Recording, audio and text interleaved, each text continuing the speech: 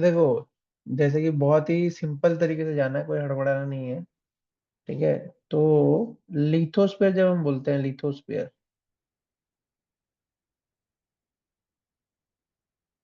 Litho का meaning होता है कि वो एक मतलब फॉर्मेशन का यूनिट होता है।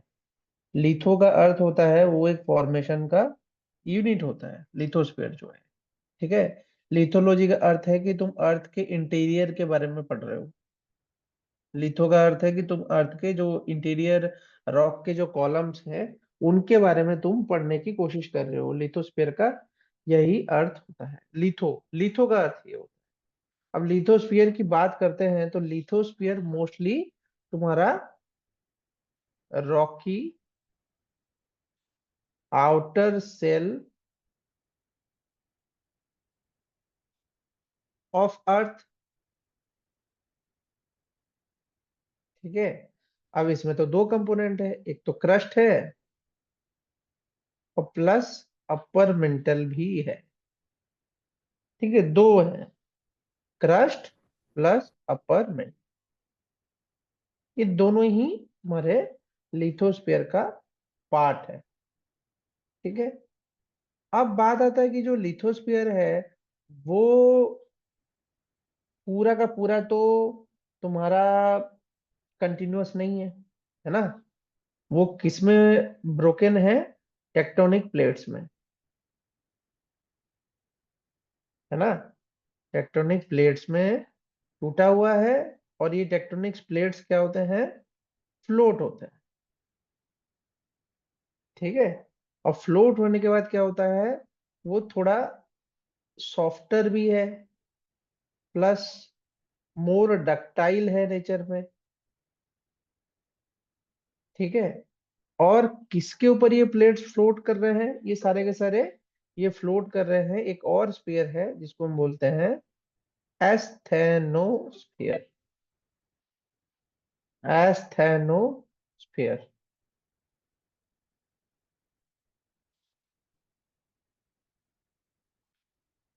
ठीक है।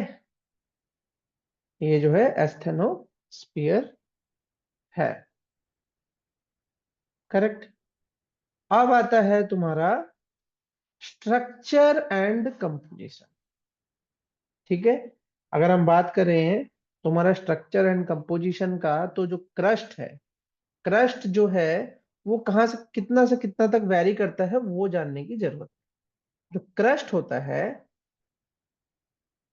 वो 5 से लेके 10 किलोमीटर बीनीथ ओशन होता है। और 90 से लेके 100 किलोमीटर तक क्या होता है? वो बीनीथ कंटिनेंट्स होता है।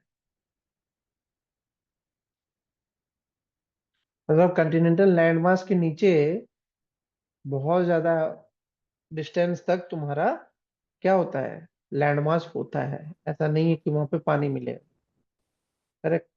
तो ये चीज है क्रस्ट में। ठीक है। तो अपर मेंटल की बात करें तो वो तो सॉलिड है, रिमेन सॉलिड है, इलास्टिक है। अपर मेंटल जो है वो सॉलिड और इलास्टिक नेचर का होता है। ठीक है। तो इसमें कोई बड़ी चीज नहीं है। टिपिकली लिथोस्फीयर का पता ही है तुमको, कंटिनेंट और ओशनिक जो पढ़ाए थे सीएल और सीमा पिछले क्लास में, उसी को बस जानना है लिथोस्फीयर में। बाकी जो इसकी कहानी है वो सब रॉक्स पे है, मिनरल्स पे है। वो हम आगे क्लासेस में पढ़ेंगे, अभी उसके अंदर नहीं जाएंगे। लेकिन इन सबको जानने से पहले, क्योंकि हमने अर्थ का फॉर्मेशन जाना हुआ है, हमको एक चीज और जानने की भी जरूरत है जिसको हम बोलते हैं डिसकंटिन्यूटीज। इसको जानना बहुत जरूरी है। Discontinuities in the earth interior. अर्थ के अंदर का जो डिसकंटिन्यूटी है उसको भी जानना जरूरी है। अब ये डिसकंटिन्यूटी को हम कैसे पता कर रहे हैं? देखो, अर्थ का जो नीचे का हिस्सा है वो कहीं कहीं पे लिक्विड है, कहीं कहीं पे सॉलिड है। तो जहां पे लिक्विड है, जहां पे सॉलिड है, उसको पता कैसे किया जाएगा? ठीक है, कहाँ पे सॉलिड है, कहाँ पे लिक्विड है, उसको पता करने का कोई एक तरीका भी होगा। ऐसे तो कोई पता नहीं कर सकता है ना। तो हम उसको कैसे पता किए थे, साइंटिस्ट उसको कैसे पता किए कि कहाँ पे सॉलिड है, कहाँ पे लिक्विड है? उसको पता करने के लिए हम क्या करते थे, हम लोग यूज करते थे वेव्स का। ठीक है। अब वेव्स में भी दो टाइप्स थे। कौन सा? एक था सरफेस वेव्स,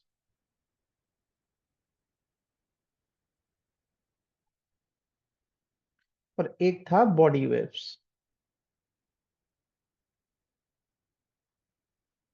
ठीक है। बॉडी वेव्स में आता था पी एंड एस वेव्स, और सरफेस वेव में आता था एल एंड आर वेव्स। ठीक है। पी मतलब प्राइमरी था उसमें, और एस जो था वो सेकेंडरी था। ठीक है। और एल था लव वेव्स, और एल था रेलिग। ठीक है। अब इनको हम वेव्स बोलते हैं, लेकिन इनमें जो मोस्ट ऑफ द वेव्स हैं, ये अर्थक्वेक डिटेक्शन में काम में आते हैं। अर्थक्वेक को डिटेक्ट करने में ही ये सारे वेव्स काम आते हैं। तो इनका जो यूज था वो डिसकंटिन्यूटी को फाइंड करने में मदद करता था, कि किस तरीके का डिसकंटिन्यूटी है। क्यों करता था? क्योंकि इन वेव्स का एक स्पीड है। All these waves have a speed. अब ये स्पीड क्या है, कभी कभी एक्सीड कर जाएगा, हाई हो जाएगा, कहीं कहीं पे स्लो हो जाएगा एकदम। ठीक है। तो जहां पे स्लो होता है, वहां पे जरूर कोई ना कोई डिसकंटिन्यूटी है। या तो शार्प चेंज आ जाएगा, या तो शार्प चेंज आ जाएगा, किसमें? वेलोसिटी में। तो भी हम बोल सकते हैं कि यहाँ पे कोई ना कोई डिसकंटिन्यूटी मौजूद है। अब कहानी आता है कि डिसकंटिन्यूटी है क्या। ठीक है। डिसकंटिन्यूटी है क्या, वो जानने की जरूरत है। डिसकंटिन्यूटी का अर्थ है, सपोज करो ये ऊपर में अजय का घर है। ठीक है, जम्मू में। बट नीचे क्या है, कहीं पे यहाँ पे लैंड है, जो कि एक रॉक वन टाइप से बना है। एक दूसरा जगह है जहाँ पे ग्राउंड वाटर प्लस लैंड है। ये एक दूसरा R2 टाइप के रॉक से बना हुआ है। ऐसे करके अलग अलग टाइप ऑफ रॉक्स मौजूद हैं। तो क्या होगा, जब वेव्स जाएगा तो वेव्स अपना चेंजेस तो दिखाएगा ना, क्योंकि कहीं पे पानी है, कहीं पे ग्राउंड वाटर है, कहीं पे रॉक बदलाव है, किसी रॉक की पोरोसिटी ज्यादा होगी, किसी रॉक की पोरोसिटी कम होगी। तो वो डिपेंड करता है कि कैसे वो बिहेव करेगा। एक वेव जो है वो कैसे बिहेव करेगा, वो इन सब फैक्टर्स पे डिपेंड करता है, कि वहां का रॉक कैसा है, वहां का कंपोजिशन क्या है, उन चीजों पे डिपेंड करता है। तो हमारा जो अर्थ का जो डिसकंटिन्यूटी था, दिखा देते हैं वो।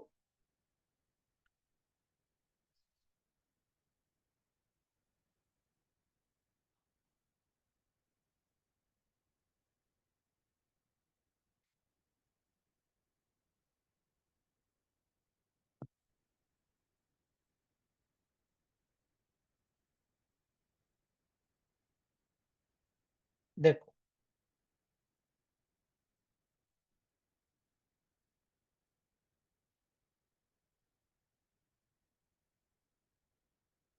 ये है, ये है कहानी।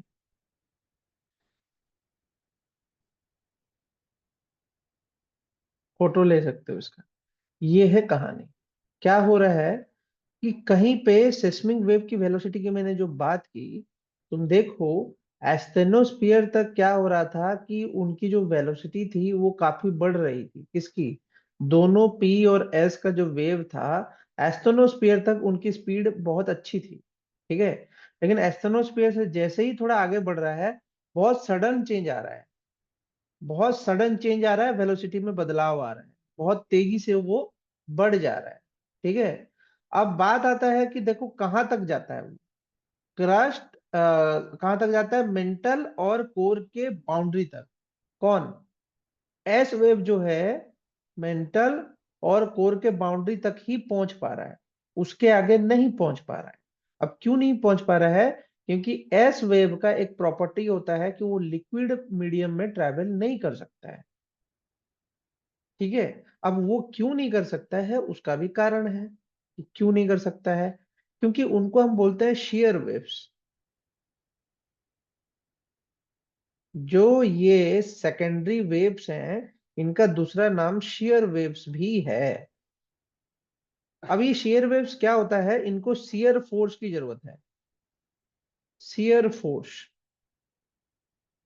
ठीक है। शेयर मतलब जैसे कि स्ट्रेचिंग होना, स्ट्रेच होना, स्ट्रेच। ठीक है। स्ट्रेच होने के लिए शेयर फोर्स की जरूरत होती है। अब जब पानी को तुम स्ट्रेच थोड़ी कर सकते, पानी को स्ट्रेच नहीं किया जा सकता है। रबर को किया जा सकता है, स्पॉन्ज को किया जा सकता है, इन सब चीजों को स्ट्रेच किया जा सकता है। तो शियर टेंशन, शियर मॉडुलस, ये सब फिजिक्स में पढ़े होंगे प्लस 2 में। तो शियर वेव्स को शियर फोर्स की जरूरत पड़ती है। अब उसके लिए उसको फ्रिक्शन चाहिए, जो कि पानी में है नहीं। पानी में नील है, तो उसमें एस वेव मूव नहीं कर सकता है। ये उसकी प्रॉब्लम है। तो एस वेव मूव नहीं कर सकता है। तो इस प्रॉपर्टी की वजह से हम ये बोल सकते थे कि आउटर कोर जो है वो लिक्विड से बना है। Outer core is liquid in nature, इसलिए उसमें एस वेव ट्रेवल नहीं कर पा रहा है। ठीक है। और फिर जब आउटर कोर में वो ट्रांसफर नहीं हो पा रहा है, तो डेफिनेटली वो इनर कोर में भी नहीं जाएगा। ठीक है। तो ये उसकी बात है। ठीक है। तो बात आता है कि हमारे ऐसे कौन कौन से डिसकंटिन्यूटी मौजूद है। तो सबसे पहले जो डिसकंटिन्यूटी आता है उसको हम बोलते हैं कोनराड। कोनराड डिसकंटिन्यूटी, जिसका डेप्थ है 15 से 20 किलोमीटर। कंटिनेंट में दिखता है, 15 से 20 किलोमीटर है इसका डेप्थ। कोनराड डिसकंटिन्यूटी का डेप्थ है 15 से 20 किलोमीटर। और ये किसके किसके बीच में है? ये तुम्हारा अपर एंड लोअर कंटिनेंटल क्रस्ट के बीच।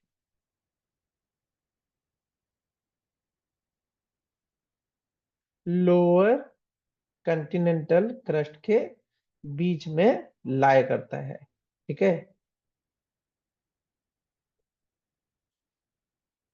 ये उसकी कहानी है। फिर आता है तुम्हारा मोहोरोविक।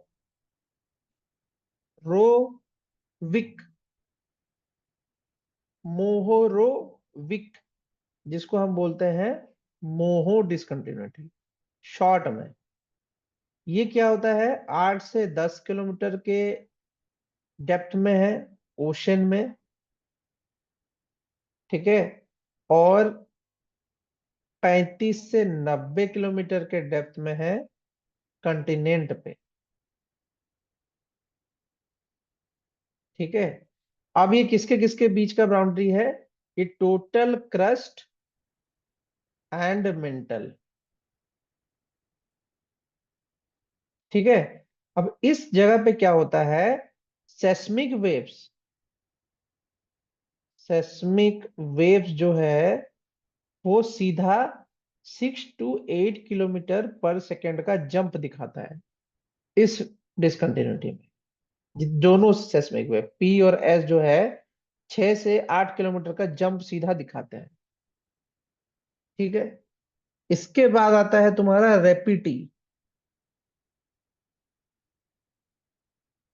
ठीक है। रेपिटी किसके किसके बीच में है? अपर एंड लोअर मेंटल। ठीक है। अपर और लोअर मेंटल में ये दिखेगा, ये इनर डिवीजन है। अपर मेंटल और लोअर मेंटल के बीच का इनर डिवीजन है, इसमें कोई कुछ बड़ा कहानी नहीं है। ठीक है। इसके बाद आता है तुम्हारा गटनबर्ग।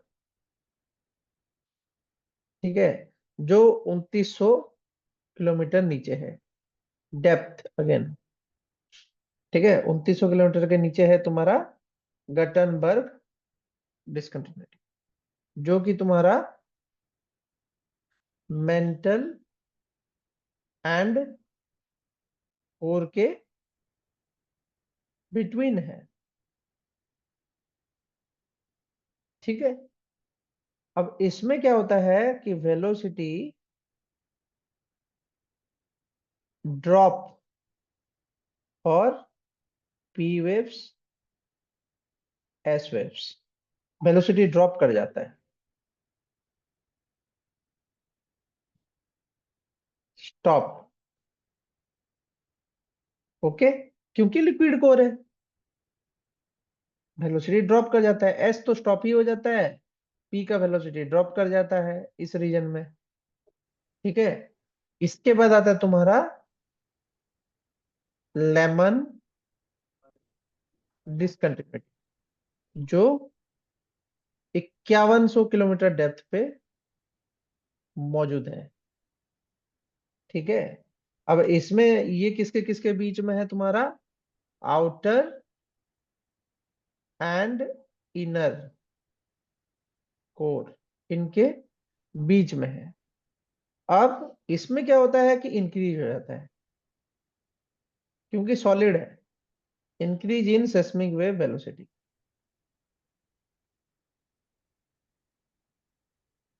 क्योंकि ये सॉलिड है, बहुत तेजी से सॉलिड में ट्रेवल करेगा वेव्स, इसलिए वो वैसा कहानी दिखाता है।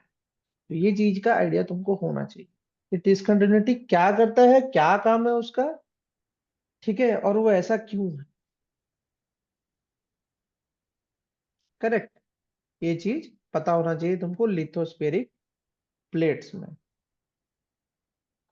ओके, अब आता है तुम्हारा कंसेप्ट था प्लेट टेक्टोनिक्स का, कि प्लेट टेक्टोनिक्स कैसे काम करता है। ठीक है, अब प्लेट टेक्टोनिक्स कैसे काम करता है ये मैंने तुमको मिड ओशनिक रीज के बारे में जब समझाया था, तो उसमें चीजें समझाई थी तुमको कि क्या कैसे क्या कहानी है। ठीक है, अब प्लेट टेक्टोनिक्स की जो स्टोरी है वो क्या है वो जानते हैं।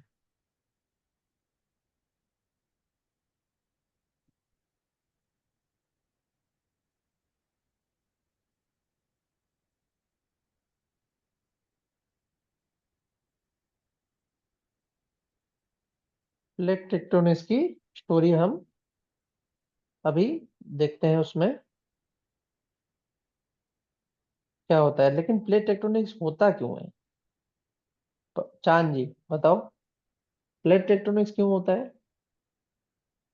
सर प्लेट टेक्टोनिक्स से हमारी जो सर क्रस्ट है ना वो बहुत सारी प्लेट्स से बनी है। इसमें हम्म। सिर्फ 30 से ज्यादा माइनर प्लेट्स है।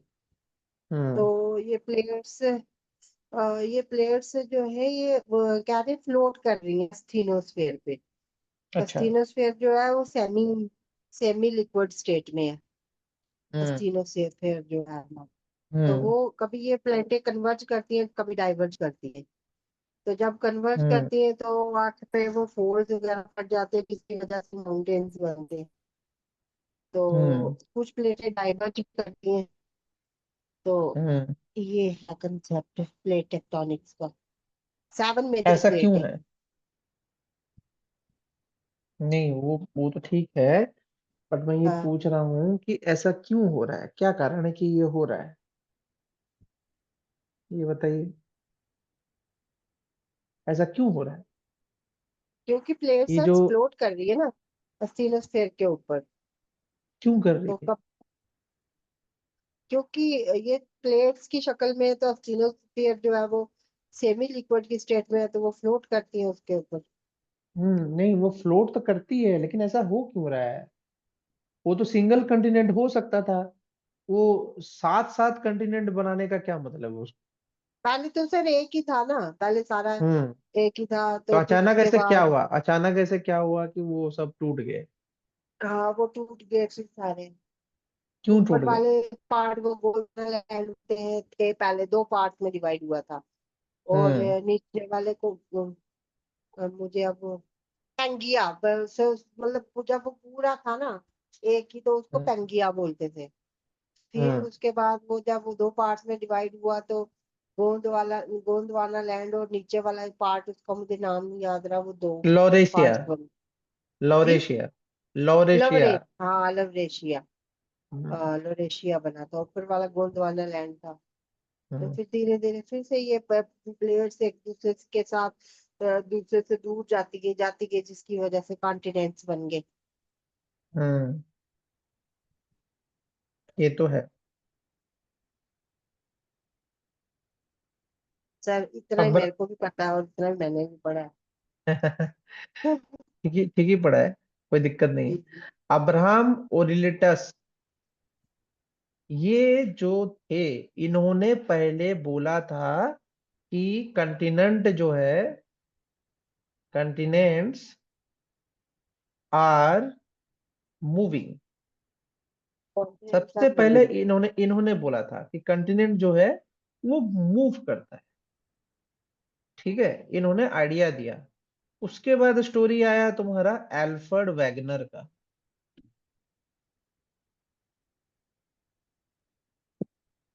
जिन्होंने थ्योरी दिया कंटिनेंटल ड्रिफ्ट,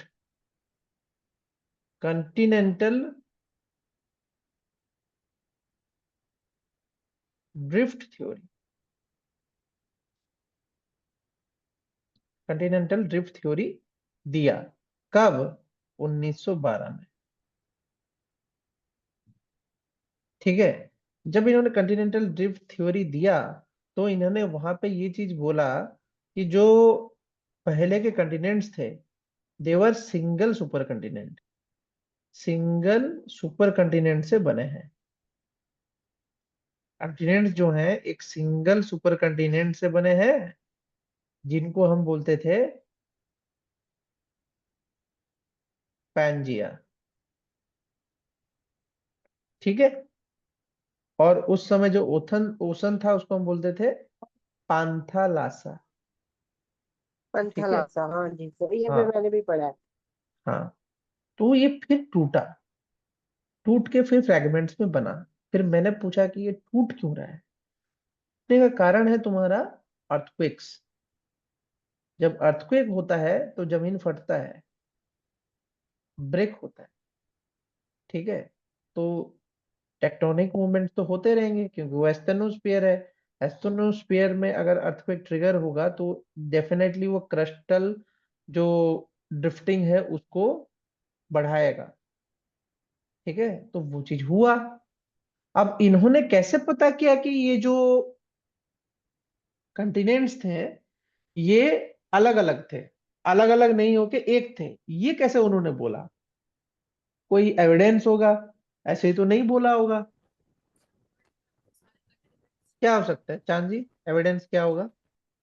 तो क्योंकि सर जो नीचे वाला पार्ट है ना, तो अगर उसको हम जाके उसमें फिट करें ऊपर वाले पार्ट में, तो उससे उसमें फिट होता है, तो वो लगता है कि ये एक ही है। तो वहां से को नहीं, लगा कि ये नीचे एक ऊपर ही नहीं था। है, नीचे ऊपर नहीं है। एक्चुअल में क्या होता था, कंटिनेंटल के जो कोस्टलाइन थे, कोस्टलाइन के फिटिंग होती थी।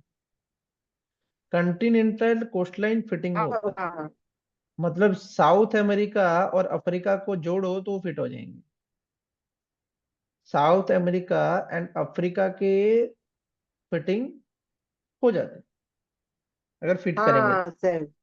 ठीक है, तो इससे होता था। अब उसके बाद क्या हुआ कि फॉसिल का रिकॉर्ड भी था। फॉसिल रिकॉर्ड से भी पता किया गया था कि एक कंटिनेंट में जो फॉसिल का रिकॉर्ड मिलता था वो दूसरे कंटिनेंट में भी मिलता था। जैसे कि उस समय के दौर पे दो फॉसिल्स बड़े फेमस हुए, ग्लोसोप्टोरिस प्लांट्स एंड लाइसा टोरस, एक डायनासोर था। ठीक है, तो ये दो फॉसिल रिकॉर्ड भी काफी फेमस थे। ठीक है, अब इसके अलावा क्या होता था कि देखो, पहाड़ तो मौजूद है, है कि नहीं? पहाड़ हर जगह पे मौजूद, पहाड़ इज देयर। पहाड़ अगर है तो ठंडा होगा, उसके ऊपर ग्लेशियर बनेगा। तो क्या होता था कि ग्लेशियर फॉर्मेशंस और glacial deposits and geological formations, ये भी लगभग सेम ही होते थे, अलग अलग कंटिनेंट्स के बराबर बराबर मिल जाते थे। तो इससे पता चलता था कि वो तो एक ही लैंड मास से बना हुआ है ना। बट कहानी आई कि इनको खरी खोटी सुनाई गई। तो सुनाई गई क्या कारण हो सकता है?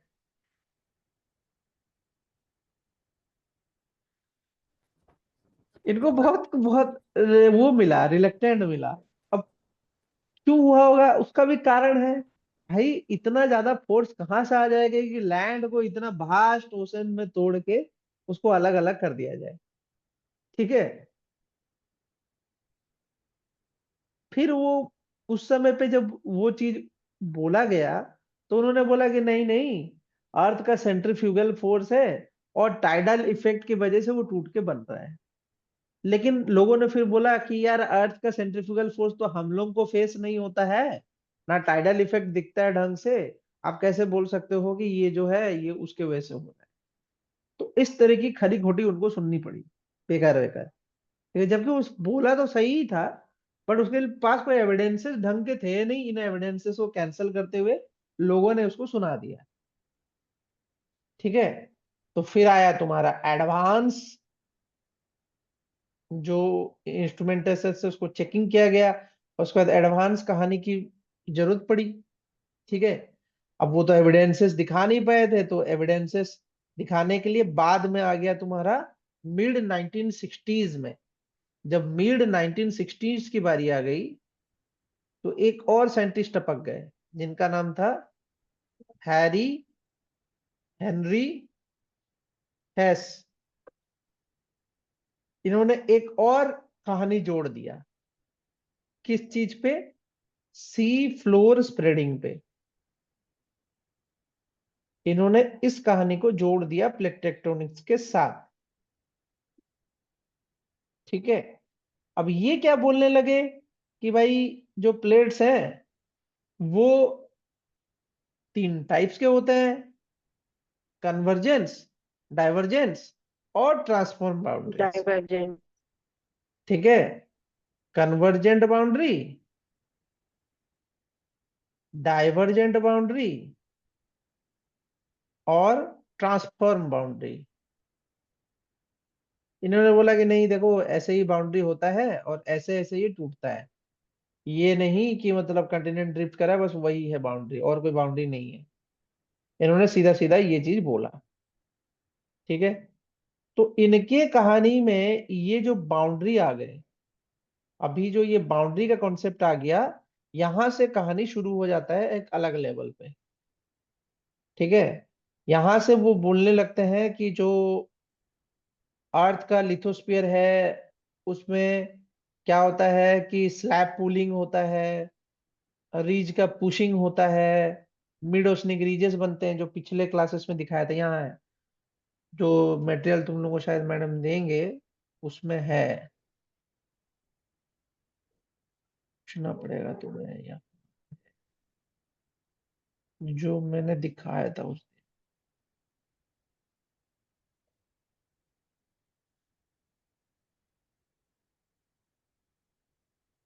आ गया हाइड्रोस्फीयर।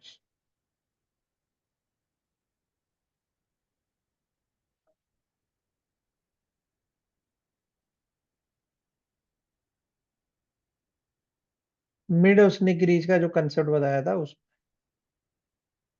ये रहा, जैसे कि ये वाला है, ये जो बता रहा था रीज का, रीज जो बनना। ठीक है। रीज बन बन के उसमें न्यू क्रस्ट का फॉर्मेशन होता था इस जोन में। इस जोन ऑफ डाइवर्जेंस में तुम्हारा नया क्रस्ट बनता था। तो ये सब कहानी जो है ये सिर्फ शुरू हो गया, इन्होंने इसको समझाना शुरू कर दिया। अब कन्वर्जेंट का जब कहानी आता है, तो कन्वर्जेंट प्लेट बाउंड्री का मीनिंग क्या होता है? कि एक प्लेट जो है, plates move towards each other, एक दूसरे के पास आ जाएंगे।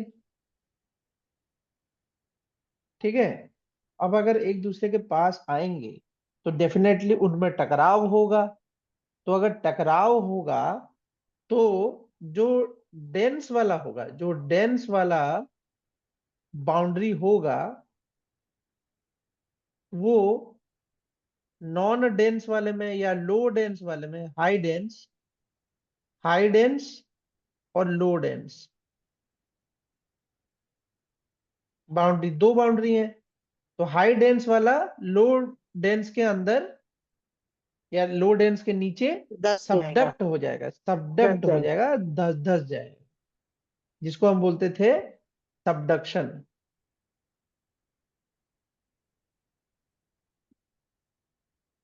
ठीक है। तो ये सबडक्शन जब होता है तो क्या होता है, क्रस्ट डिस्ट्रॉय हो जाता है।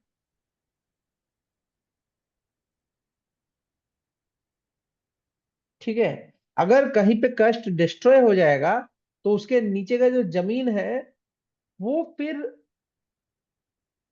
निकलेगा, ऊपर की तरफ निकलेगा। अब ऐसा क्यों है, कहानी आता है कि ऐसा क्यों है, ऐसा क्यों होगा।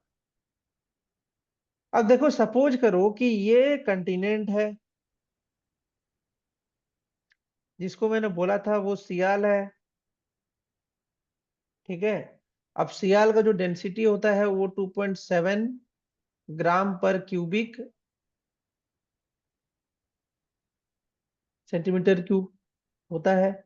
ठीक है, ये इसकी डेंसिटी है, इसकी कंटिनेंट की। अब इधर बचा है एक ओशन, जो सीमा है, सिलिकॉन और मैग्नीशियम से बना है, जिसका डेंसिटी है 2.9 ग्राम पर सीसी। अब क्या होगा, क्योंकि ये ओशनिक क्रस्ट और ये कंटिनेंटल क्रस्ट के डेंसिटी डिफरेंस की वजह से, अगर ये दोनों एक दूसरे के पास आएंगे तो ये वाला नीचे धंस जाएगा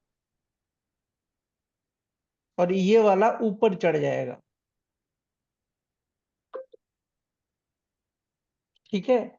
और क्या प्रॉब्लम है, अगर ये नीचे धंसेगा तो ये क्या है, ये कूलर होगा, कूल होगा, क्योंकि ये सरफेस से है, ये कूल होगा। नीचे क्या मिलेगा इसको, एस्थेनोस्फेयर, मेंटल, ये सब मिलेगा, जो कि हॉट है। तो एक कूल ऑब्जेक्ट जब हॉट ऑब्जेक्ट के पास पहुंच जाएगा तो ऑब्वियसली क्या होगा, उसमें से वोलेटाइल्स जो है वो बाहर निकलेंगे, जैसे भाप निकलता है, गरम तवे पे जब पानी फेंकते हो तो भाप निकलता है। तो ये भी भाप निकालना शुरू कर देगा। अब वो भाप का प्रेशर की वजह से जमीन फट के वहां पे क्या बनेंगे, माउंटेन्स बनेंगे,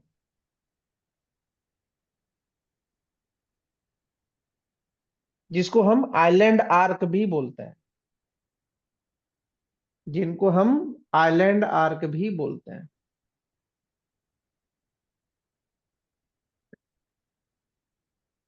ठीक है। ये उसकी कहानी है, कंप्लीट कहानी यही है। ये जब क्या होता है, कन्वर्ज करता है, दो प्लेट एक दूसरे के पास आता है, कन्वर्ज करता है, तब ये होता है। अब सिर्फ कंटिनेंट और ओशन के बीच में कन्वर्जेंस होगा ये कहीं नहीं लिखा है। हम ओशन ओशन कन्वर्जेंस भी देखते हैं और कंटिनेंट कंटिनेंट भी देखते हैं और कंटिनेंट नहीं, ओश कंटिनेंट एंड ओशन भी देखते हैं।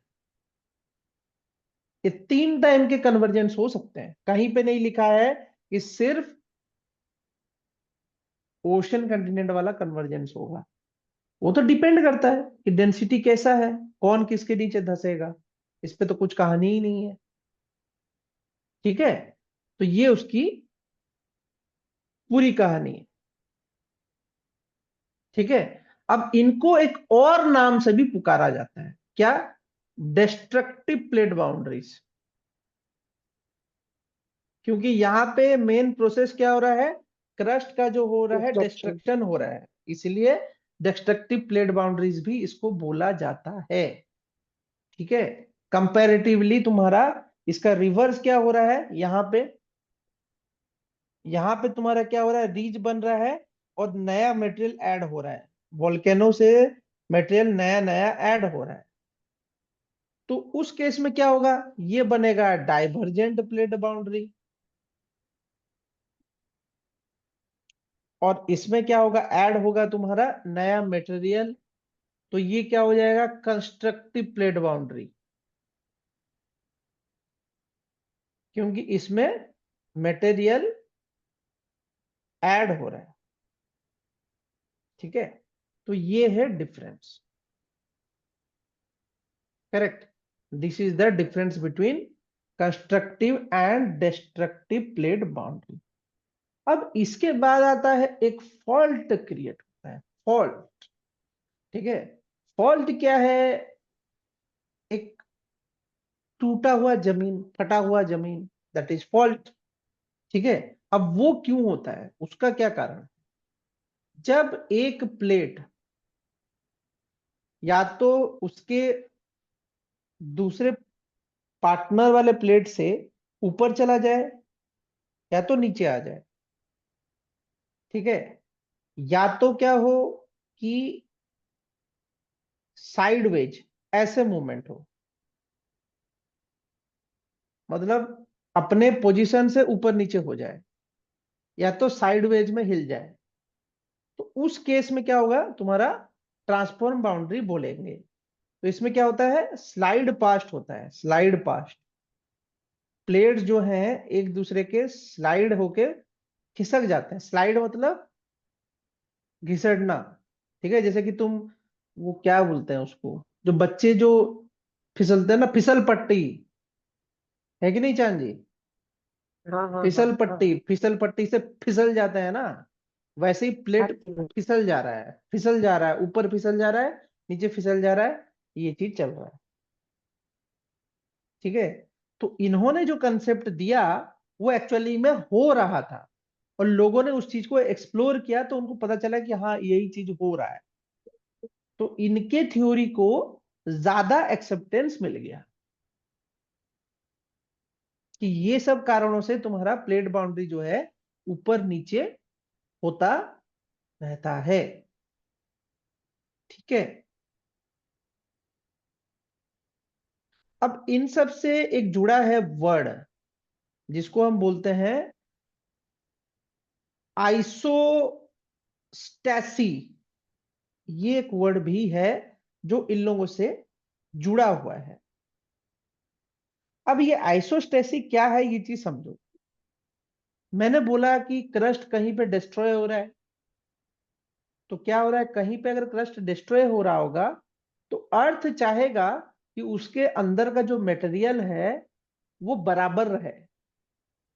लिथोस्फीयर और जो पूरा इंटीरियर ऑफ अर्थ है, उसमें जितना मास मौजूद है उतना ही मास वहां पे मौजूद रहे, अर्थ यही चाहेगा। तो वो क्या करेगा, एक बैलेंस क्रिएट करेगा। कहीं पे अगर तुम्हारा क्रस्ट डिस्ट्रॉय हो रहा होगा तो कहीं पे क्रस्ट बन भी रहा होगा। ठीक है, इसको हम बोलते हैं आइसोस्टेसिस एडजस्टमेंट। ठीक है, कि इससे इसी से पता चलता है कि पानी के ऊपर नहीं, जो तुम्हारा ग्रेविटेशनल बैलेंस होता है, ठीक है, कौन किसके ऊपर फ्लोट करता है, लिथोस्फीयर एस्टेनोस्फीयर पे फ्लोट करता है, ये सब जो चीजें हैं ना, ये आइसोस्टेसी के अंडर में ही आता है। जैसे कि आइसबर्ग भी फ्लोट करता है वाटर में, वो भी इसी का नतीजा है। तो मास कहीं पे ऐड हो रहा है, कहीं पे डिस्ट्रॉय हो रहा है, कहीं पे रिमूव हो रहा है, तो वो प्रोसेस को आइसोस्टेसी एडजस्टमेंट बोला जाता है, जो कि पृथ्वी में दिखता है। ठीक है, ये सब लाइन पढ़ोगे समझोगे तो तुम्हारा वो जो एग्जाम में जो तुम्हारा स्टेटमेंट वाले क्वेश्चन आते हैं वो जरूर बना लोगे। ठीक है, ये समझने की जरूरत है।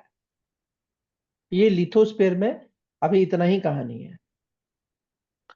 फिर हम थोड़ा आगे चलते हैं।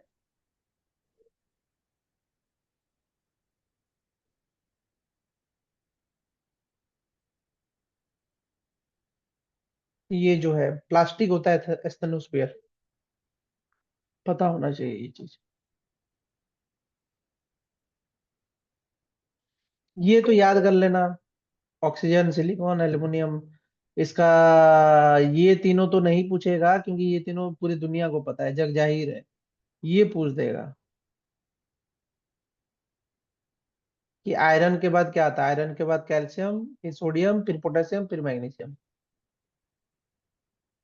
जग जाहिर वाली चीजें नहीं पूछेगा, तो जग जाहिर नहीं है उसको पूछ देगा।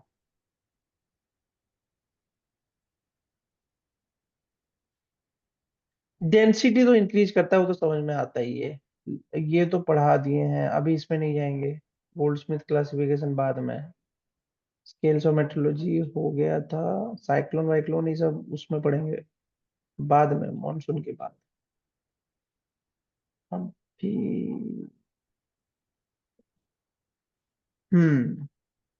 ये मैंने शायद समझा दिया था, करेक्ट। ठीक है, ये हवा का फ्लो है, चांद जी शायद नहीं थे उनको, तो आपको समझ में आता है ये चीज जो दिखा रहा हूँ यहाँ पे। हेलो चांद जी। हाँ सर, ये high pressure low pressure belts बनती है ना, तो उस वजह से हवा मूव पता है ना, करती है। ये कहानी हाई बताने प्रेशर की से जरूरत लो नहीं है ना, प्रेशर। ये कहानी तो पता है ना। हाँ हाँ सर, पता है। यहाँ पे एक हॉर्स लैटिट्यूड लिखा हुआ है, बस आप इतना समझा दो कि इसका नाम हॉर्स लैटिट्यूड क्यों है।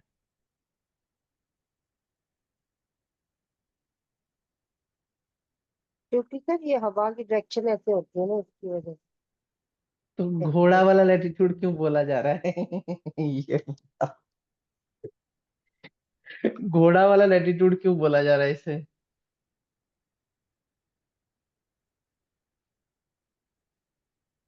अजय? घोड़ा लैटिट्यूड घोड़ा लैटिट्यूड क्यों बोला हाँ जा रहा है ऐसा, ऐसा अजीब टाइप सा नाम क्यों दिया गया है, स्टोरी है। ऐसे ही कोई चीज ना ऐसे ही नहीं आ जाता है, घोड़ा लैटिट्यूड के पीछे एक स्टोरी है। क्या है मैं बताता हूँ। देखो, यहाँ पे जैसे लो प्रेशर है और यहाँ अगेन लो प्रेशर है, ठीक है, तो यहाँ पे हाई प्रेशर दिख रहा है, करेक्ट।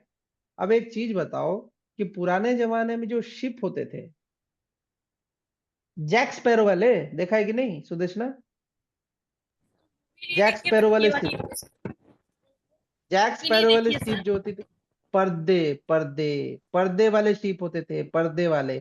अलादीन वालादीन में भी देखे होगे चांद जी, उसमें भी देखा होगा ना, अलादीन वालादीन में भी जी। ऐसे ही जहाजें होते थे।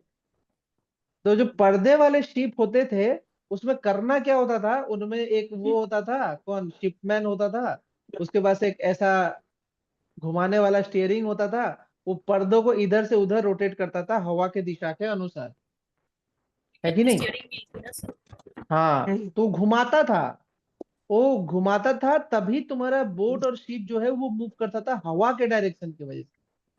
अब उतना तेल तो नहीं था कि तेल लगा के पूरा पहुंचाए यहां से वहां तक, वो तो पॉसिबल नहीं था ना उस जमाने में, तो हवा के वजह से वो लोग मूव करता था। अब इनका नाम ऐसे ही ट्रेड विंड्स नहीं पड़ गया है, क्योंकि ये हवा ही ट्रेड करने में मदद करते थे उस जमाने में, ट्रेड करते थे हवा, तुम्हारा मदद करते थे ट्रेड करने में, इसीलिए इनका नाम ट्रेड विंड्स पड़ा है। ठीक है, तो अगर एक हाई प्रेशर जोन के पास ये जहाज पहुंच जाएगा तो दिक्कत क्या होगा, वो आर पार नहीं हो पाएगा, इस जोन से आर पार नहीं हो पाते थे वो हाई प्रेशर वाले। ठीक है, उनको एक ऐसा जगह ढूंढना पड़ता था जहां से वो जा सके, जहां पे हाई प्रेशर होने के बावजूद भी कम कम, जैसे कि ये जगह जहां पे थोड़ा लैंड हो, वहां पे थोड़ा हाई प्रेशर कम मिलेगा, तो ऐसे साइड से घूमते हुए चले जाएंगे। बट बाकी लाइन में बहुत मुश्किल होता था उनके लिए ट्रैवल करना। अब उस जमाने में क्या होते थे, जो मर्चेंट्स होते थे वही जो ट्रेड करते थे, अब वो क्या करते थे, वो लोग थे अय्यास, एकदम बहुत रईजी टाइप सा आदमी होता था। ठीक है, मजेदार आदमी होता था, रईजी होता था, मुगलों वाला आदमी है सब। ठीक है, खूब पैसा है दबा के। क्या करता था उन लोग, अपने साथ घोड़ा लेके चलेंगे। भाई हम लोग तो रईस है, हम लोग पैर नहीं रखेंगे जमीन में, एक जगह से दूसरे जगह जाने के लिए घोड़ा यूज करेंगे। अब अपने सरजमीन में भी घोड़ा यूज करते थे, और जहां ट्रेड करते थे वहां पे भी घोड़ा यूज करते थे, तो साथ में घोड़ा लेके चलते थे। ठीक है, साथ में अपने जहाज में घोड़ा लेके चलते थे, जिसकी वजह से जो शिप होता था वो भारी हो जाता था। तो जैसे ही इस जगह को क्रॉस करना पड़ता था, पैसा काफी है, घोड़ा को ढकेल देते थे पानी में। भाई घोड़ा मर जा, हम सेफ रहे। इसके वजह से इसका नाम हॉर्स लैटिट्यूड पड़ा है। घोड़ा मरे हुए हैं यहाँ पे, दबे हुए हैं बहुत दिन से, इनके फॉसिल भी मिल जाएंगे। उनके वजह से इनका नाम हॉर्स लैटिट्यूड पड़ा। ये उसकी स्टोरी है।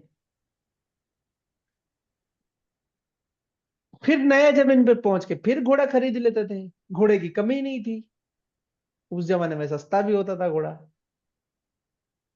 आज तो बैल ही 21,000 का है। घोड़ा तो भाई 50 और 60 हजार से ऊपर चलता है घोड़ा। खच्चरी आ, है? नहीं, अभी तो लद्दाख लद्दाख और जम्मू वम्मू रीजन में तो 90,000 है। घोड़ा का रेट 90,000 है। खच्चर 50 से 60 में आता है, घोड़ा तो 90,000 है। कम थोड़ी है घोड़ा का रेट। अभी सस्ता भी खच्चर तो सस्ता भी अरे रहेगा। बैल, जब बैल का रेट 30 से 35 जा रहा है, ठीक है, भैंस का रेट 25 से 29 हजार है, तो ये तो बोलना ही है, इसमें तो कौन सा बड़ा हुआ। घोड़ा तो उससे ज्यादा पावरफुल है, तो उसका तो रेट रहेगा ही। घोड़ा बढ़िया इन्वेस्टमेंट है, ऐसा नहीं कि घोड़ा कोई खराब इन्वेस्टमेंट है, घोड़ा अच्छा इन्वेस्टमेंट है। मेंटेन करना बहुत दिक्कत होती है घोड़े को maintain वो करने पहाड़ों में हो सकता है, जहाँ पे खाना पीना थोड़ा ठीक रहे, ठीक है, ऑर्गेनिक खाना खाए। ये जमीन में कहाँ चलेगा घोड़ा। हाँ, बैल चलता है, जमीन में बैल चलता है। दिल्ली में दिखा देते हैं तुमको।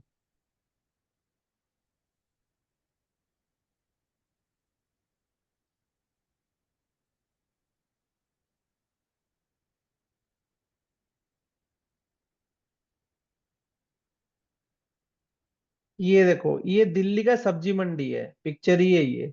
दिल्ली की सब्जी मंडी में ना दूर दूर से हरियाणा वरियाणा से ऐसे बुलक काट में लेके आता है क्या, सब्जी वगैरह, सब्जी तो नहीं, चावल और जो क्या बोलते हो वीट।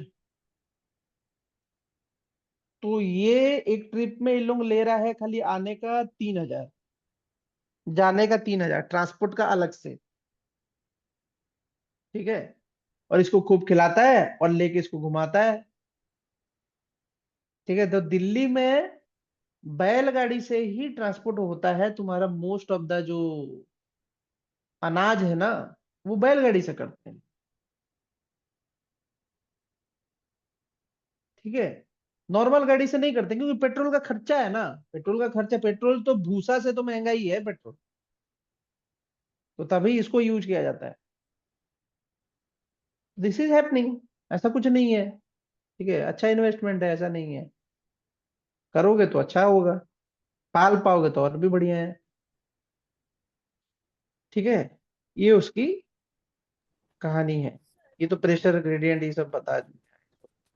सर विंडो, जैसे हाँ। कन्वर्जन जो प्लेट जब कन्वर्ट कर जाते हैं तो माउंटेन बन जाते हैं, और अगर डाइवर्स कर जाते हैं तो नया वो क्या कहते हैं नया क्रस्ट फॉर्म करने लगता है, मतलब बेसिकली रीज बनता स्प्रेड है, करते हैं। मिड ओसनिक रीजेस बनते हैं, फिर उसके बाद से नया क्रस्ट का फॉर्मेशन होता है।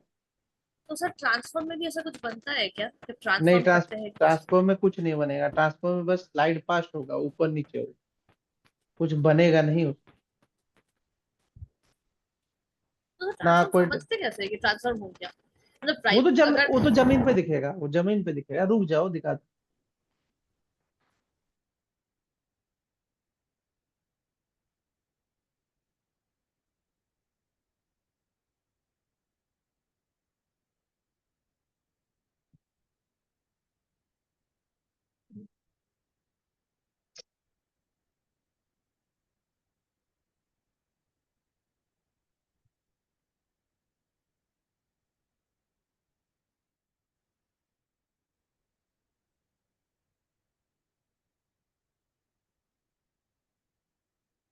ये ऐसा बनेगा। सैन एंड्रियाज कैलिफोर्निया का पिक्चर है ये। ये ऐसा बनेगा।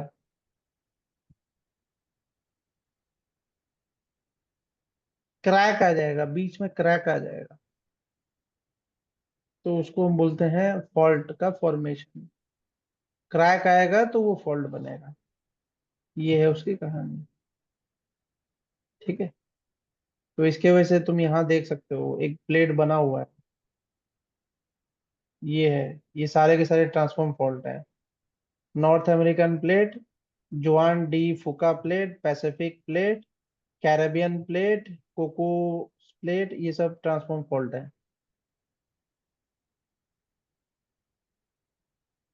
ठीक है। ये ऊपर नीचे वाले हैं, ये एक दूसरे के पास आने वाले, ये डाइवर्ज वाले, ये सब प्लेट्स दिखा रहा है।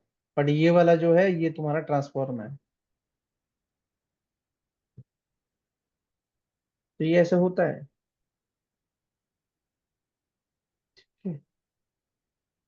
ये तो बता दिए हैं। कोलिज फोर्स भी तो बता ही दिए थे। अपेरेंट फोर्स है। हाँ, जियोस्ट्रोफिक अप्रोक्सीमेशन पे क्वेश्चन आता है। ठीक है। देखो, एक क्वेश्चन आता है जिसको हम बोलते हैं जियोस्ट्रोफिक। ठीक है। अब ये जो जियोस्ट्रोफिक है, इसमें कहानी क्या है वो जानने की तुमको जरूरत है। जियोस्ट्रोफिक के पीछे की कहानी क्या है। तो जब हम बोलते हैं जियोस्ट्रोफिक विंड का फॉर्मेशन, तो जियोस्ट्रोफिक विंड में दो विंड का बहुत बड़ा रोल है। ठीक है। जियोस्ट्रोपिक विंड जो तुम्हारा रोल प्ले करता है, उसमें दो फोर्स का रोल है। उनमें से दो फोर्स में से एक फोर्स जो है वो तुम्हारा प्रेशर ग्रेडियंट फोर्स है, पीजीएफ। और दूसरा फोर्स है कोरलीज फोर्स। ठीक है। ये तुम्हारा उसका दो काम है। तो क्या होता है देखो, वो बोलता है if we consider wind aloft, wind aloft मतलब विंड ऊपर उठा, an important wind is the geostrophic wind. एक विंड बनता है जिसको हम बोलते हैं जियोस्ट्रोफिक विंड, जो कि एक बैलेंस है किसके किसके बीच में, कोरिलेज फोर्स और प्रेशर ग्रेडियंट फोर्स के बीच में। ठीक है। ये जो विंड है जियोस्ट्रोफिक विंड, वो पैरेलल होता है आइसोबार से। ठीक है। तो अगर pressure gradient force from high to low pressure, ये तो पता ही है, और कोलिज फोर्स जो होता है वो डिफ्लेक्ट करता है, देयर में ए कम टाइम, एक ऐसा टाइम भी आएगा जब क्या होगा कि विंड जो है आर डिफ्लेक्टेड 90 डिग्री फ्रॉम देयर इनिशियल डायरेक्शन। ठीक है। तो उस समय पे ये पैरेलल फ्लो करेगा। ये जैसे कि तुम देख सकते हो, सपोज करो कि ये स्टार्टिंग पॉइंट है, प्रेशर ग्रेडियंट फोर्स यहाँ पे हाई प्रेशर है और यहाँ पे लो प्रेशर है। हाई प्रेशर से लो प्रेशर की तरफ हवा जा रही है।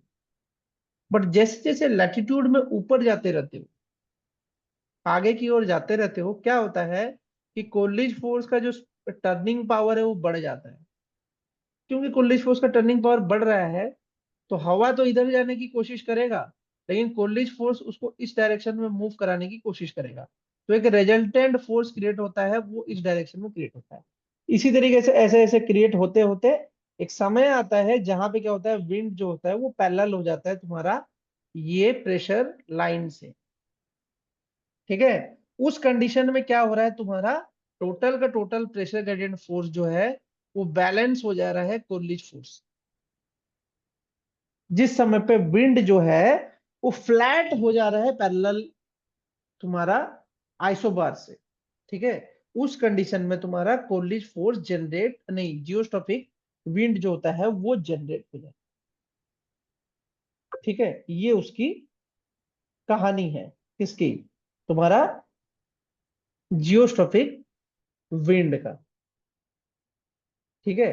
अब जियोस्ट्रोफिक विंड की जो कहानी है, उसमें खासकर एक चीज क्वेश्चन में हमेशा पूछा जाता है, बार बार एक चीज हमेशा पूछ लेता है क्वेश्चन में।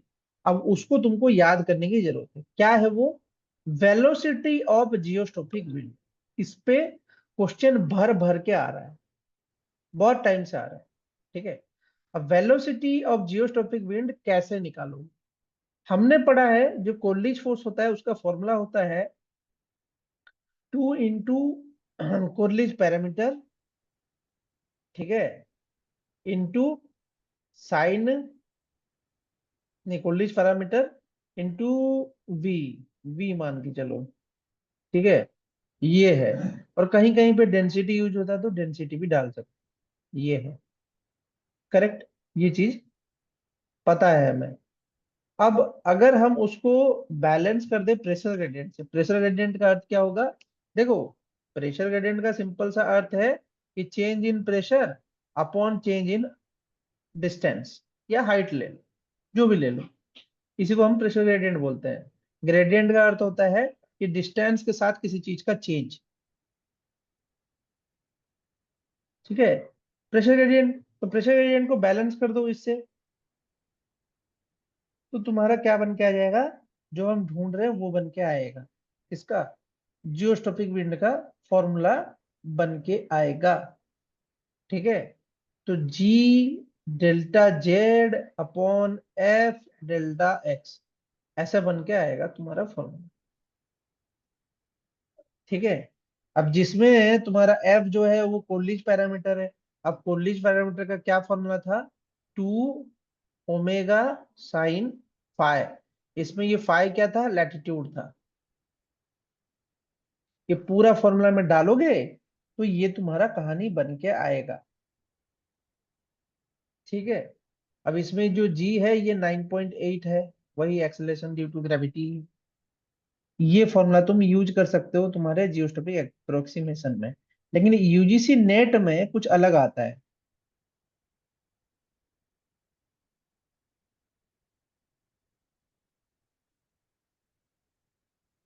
ठीक है। अब वो क्या आता है कि कहीं पे दिया होगा तुम्हारा प्रेशर दिया होगा और पूछ लिया होगा कि यहाँ पे इतना है तो यहाँ पे इतना होगा, तो कैसे निकालेंगे? सपोज करो एक क्वेश्चन दिया जाता है तुमको कि एक 30 डिग्री का लैटिट्यूड है और वहां पे जो प्रेशर है वो 15 मिली बार पर 1000 किलोमीटर है, ठीक है। और वो बोल रहा है कि इस रीजन में तुम्हारा वेलोसिटी कितना होगा, कैसे निकालोगे? और लैटिट्यूड है 30 डिग्री, ये दे दिया मैंने। अब कैसे निकालोगे ये बताओ, क्या फॉर्मूला लगाओगे? मिली बार को सबसे पहले कन्वर्ट करने की जरूरत है किसमें? पैस्कल, ठीक है। जब तो वो नहीं करोगे तब तक फंस जाओगे और नहीं बना पाओगे।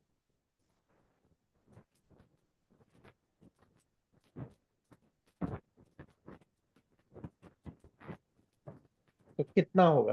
करो इसको, देखते हैं। बैलेंस कर देना बस, इसको यूज करना,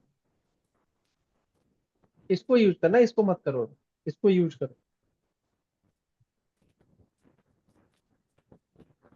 इस फॉर्मूले को यूज करो तो समझ में आ जाएगा।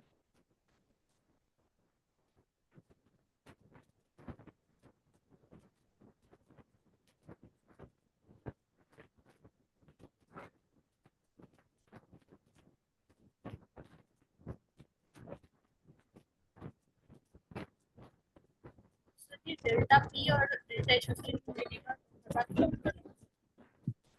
5 मिली बार पर 1000 किलोमीटर ही है, वही तो है। 15 मिली बार पर 1000, हाँ 15 मिली bar upon 1000 kilometre.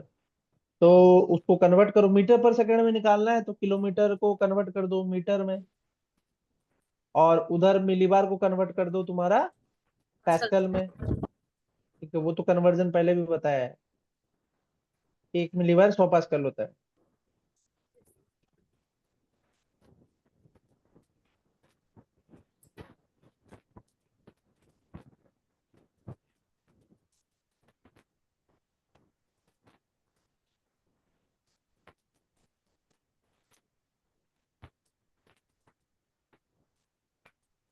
1 millibar 100 pascal होता है, तो मिलीबार इंटू 100 कर देना, और 1000 इंटू 10 टू द पावर वो कर दो। और फिर कोरलिच पैरामीटर का फॉर्मूला याद होना चाहिए, 2 ओमेगा साइन फाइव का ओमेगा का वैल्यू डाल दो और साइन 30 डिग्री कर दो, खत्म।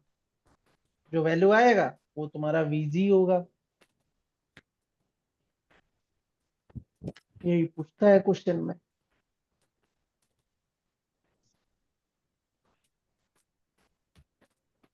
चांद जी समझ में आ रहा है या नहीं आ रहा है?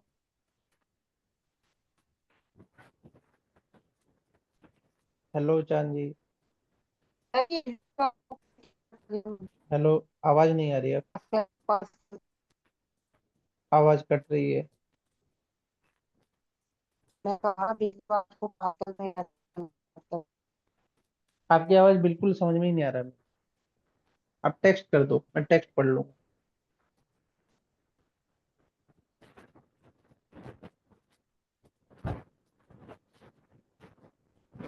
टेक्स्ट लिख दो, मैं पढ़ लूंगा।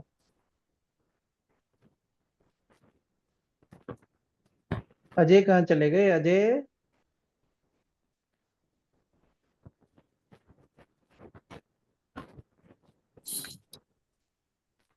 तो 10.28 मीटर पर सेकेंड, ना 10.28 मीटर पर सेकेंड। नहीं, 15.9 आएगा।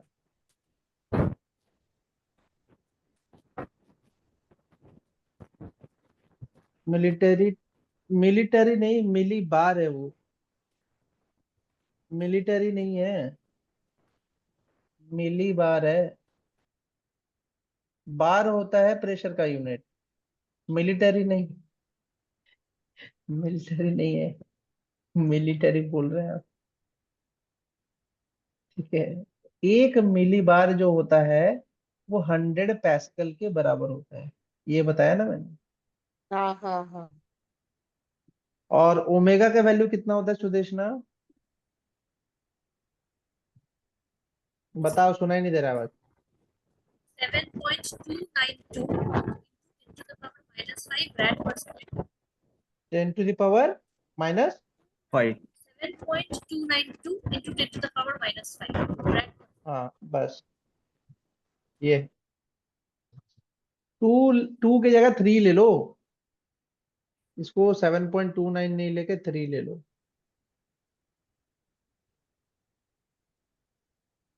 तो seven Yeah. Point three into 10 to the power -5, और साइन 30 डिग्री की वैल्यू आपको पता होनी चाहिए।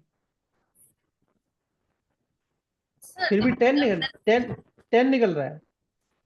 सर मतलब मैंने क्या किया 2f into vg is equal to delta p by delta h. अब चलते हैं, f की रुक जा, रुक जा, करते हैं। 2 into 7.3 into 10 to the power -5 into sine 30 डिग्री equal to 15 into 10 to the power 2 upon 1000 into 10 to the power 3। 2f होगा ना सर, तो 2f तो 2 इन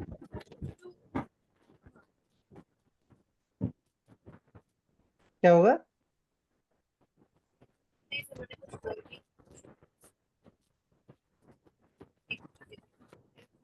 सर f तो खुद ही 2 ओमेगा होता है ना सर। f f तो सर खुद ही 2 ओमेगा साइन थीटा है, तो 2f 4 ओमेगा नहीं नहीं साइन नहीं, थीटा नहीं होगा। कोरलिज फोर्स का फॉर्मूला बताओ, रुको रुको, कोरलिज फोर्स का फॉर्मूला बताओ, सिर्फ कोरलिज फोर्स ही पड़ेगा यहाँ पे, कोरलिज फोर्स का फॉर्मूला बताओ मेरे को। ये जो पैरामीटर तो 2 ओमेगा साइन थीटा है ना। नहीं नहीं, कोरलिज फोर्स का फॉर्मूला क्या है वो बताओ, वहां मिस्टेक भी हो सकता है। -2 -2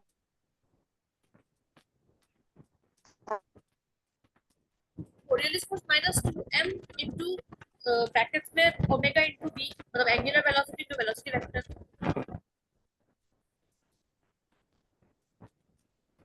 फोर्स का फॉर्मूला था ये, -2m ओमेगा क्रॉस भी, ये था फॉर्मूला, है ना? ये फोर्स का फॉर्मूला था। अब फोर्स में जो ओमेगा था उसकी वैल्यू इतनी थी, और ये अगर लिखते हम लोग 2m ओमेगा, यहाँ पे v साइन थीटा, यही तो होता, यस सर। जिसमें कि हमने 2 ओमेगा साइन थीटा को कोलिज पैरामीटर लिया है। तो ये 2 नहीं होगा यहाँ पे, वो तो तभी से कोलिज मेरा फोर्स होगा। हाँ, तभी कोलिज से फोर्स मेरा होगा। अलग है। हाँ, कोलिज फोर्स ही बैलेंस हो रहा है ना, कोलिज फोर्स बैलेंस हो रहा है, और उसमें जो वेलोसिटी का फॉर्मूला है वो यूज हो रहा है इसमें। तो हम लोग कोलिज फोर्स को इक्वेट कर रहे हैं तुम्हारे प्रेशर ग्रेडियंट फोर्स से, हम लोग उसमें डायरेक्टली लिख नहीं सकते। ठीक है, तो उसको अगर करेंगे तो ऐसा ही आएगा, तो ऐसा आएगा, तो फिर कहानी बन जाना चाहिए। ये बस जो है वो, वीजी है तो एक और 2 एक्स्ट्रा लगा रही हूँ, उसकी वजह से फिर वो आंसर वीजी नहीं फिर वीजी के लिए फिर ये सब काट देना, ठीक है, और डाल देना, सिंपल है। ये क्वेश्चन भी सिंपल ही है, ऐसा ही क्वेश्चन आता है, इसी क्वेश्चन पे पूछा जाता है।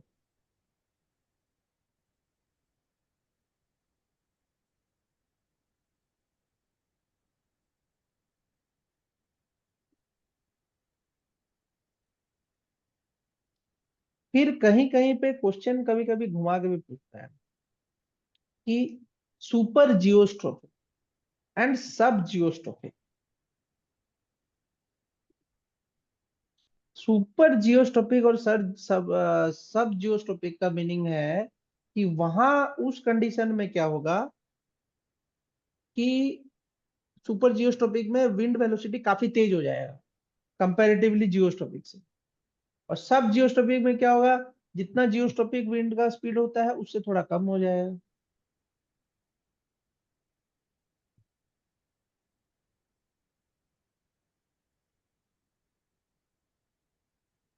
मतलब उस समय पे परफेक्ट बैलेंस तो हो रहा है, लेकिन स्पीड बढ़ जा रहा है। ठीक है, ये चीज भी कभी कभी होता है, तो इसके बारे में पता होना चाहिए कि सुपर जियोस्ट्रोफिक और सब जियोस्ट्रोफिक में क्या होता है। सुपर जियोस्ट्रोफिक विंड का मतलब विंड का स्पीड काफी ज्यादा है नॉर्मल कंडीशन से, नॉर्मल जियोस्ट्रोपिक बैलेंस में जो वेलोसिटी आएगा सुपर जियोस्ट्रोपिक में इससे ज्यादा ही आएगा, और सब जियोस्ट्रोपिक में थोड़ा कम आ जाएगा। बस इतना ही है इसके बीच की कहानी।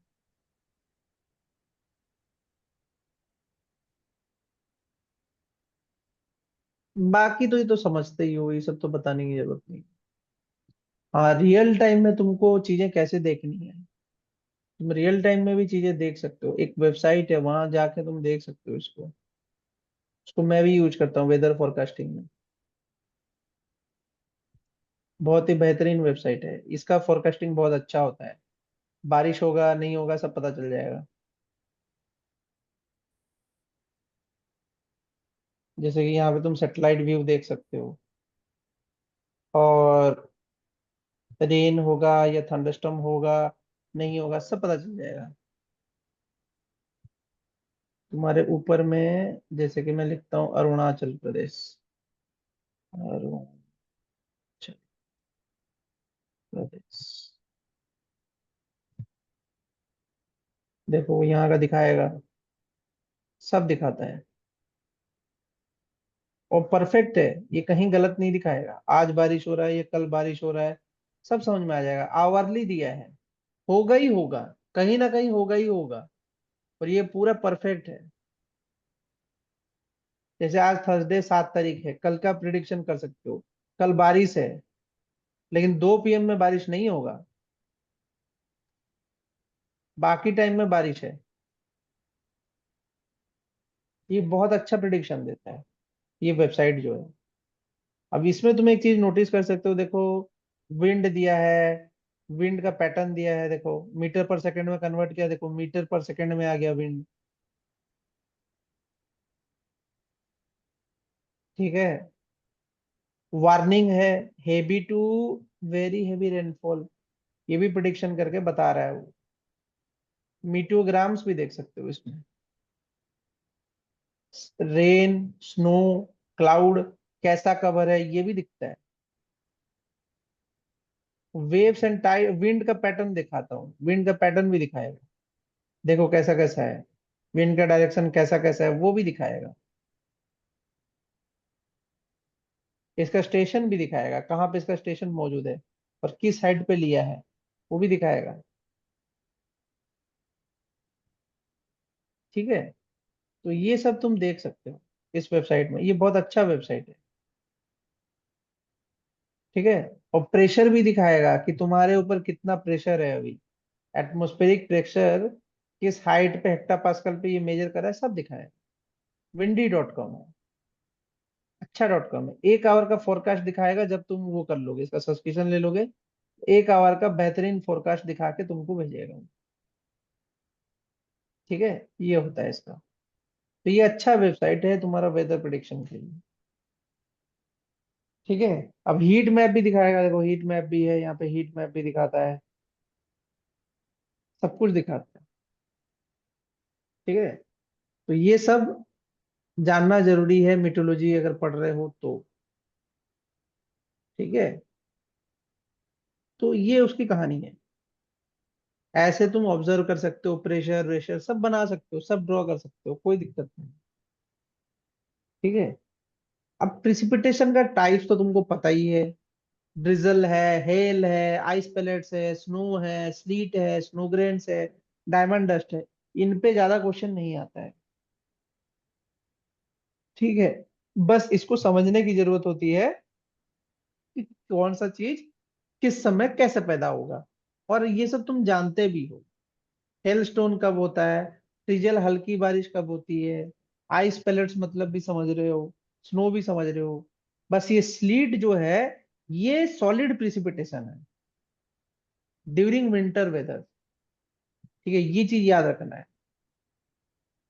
डायमंड डस्ट, ये स्नो क्रिस्टल है। डायमंड डस्ट मतलब इस तरीके का डायमंड बनेगा, ऐसे ऐसे डायमंड टाइप सा बनेगा, वो चमक रहा होगा, वैसा भी बनता है। नहीं ना, वो यहाँ नहीं बनता है, वो रोमानिया वगैरह में बनेगा जहाँ पे -30 डिग्री सेल्सियस। हर जगह नहीं बनेगा ये, क्योंकि स्नो क्रिस्टल्स के भी बढ़िया बढ़िया स्ट्रक्चर है, स्नो फ्लेक्स के बहुत बढ़िया बढ़िया स्ट्रक्चर होते हैं। ठीक है, अब इसके बाद हम मॉइस्चर पढ़ेंगे, और मॉइस्चर पढ़ने के बाद हम उसमें दूसरे चीजें ऐड करेंगे। वेस्टर्लीज वेस्टर्लीज समझने की जरूरत नहीं है, वो सब उसमें मानसून जब पढ़ेंगे तब समझाएंगे, अभी वेस्टर्लीज में नहीं घुसना है। अब मॉइस्चर वेरिएबल्स पढ़ेंगे, फिर मेट्रोलॉजिकल पैरामीटर्स पढ़ेंगे। ठीक है, बायोस्फीयर हम लोग बायोजियोग्राफिक प्रोविनेंस के समय पढ़ेंगे, सिलेबस में जो बायोस्फीयर है। ठीक है, हाँ, लैप्सरेट का मीनिंग जानते हो क्या होता है? नहीं नहीं, लैप्सरेट कितने टाइप्स के होते हैं पता है?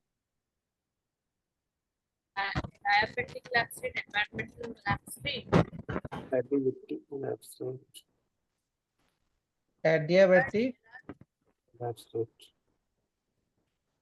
LR and environmental lapse rate. Environmental.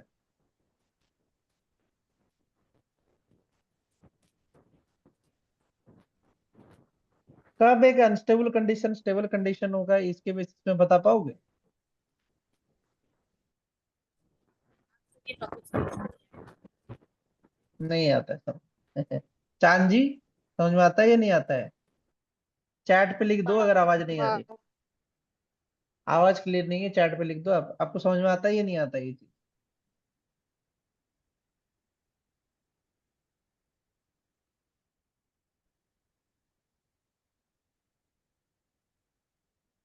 ये जो कॉन्सेप्ट है थोड़ा हटके है चीजों के प्रति। ठीक है, तो देखो क्या होता है उसका मीनिंग समझाता हूँ। ड्राई एडियाबेटिक लैप्सरेट होता है एक्चुअली में, और एनवायरमेंटल एलआर तो होता ही है, ईएलआर। ठीक है, और एक होता है सैचुरेटेड एएलआर। ये जो ड्राई एडियाबेटिक लैप्सरेट है ये नहीं बदलेगा, ये 9.8 डिग्री सेल्सियस पर किलोमीटर ही होता है। मतलब हर 1 किलोमीटर पे 9.8 डिग्री सेल्सियस का चेंज होता है।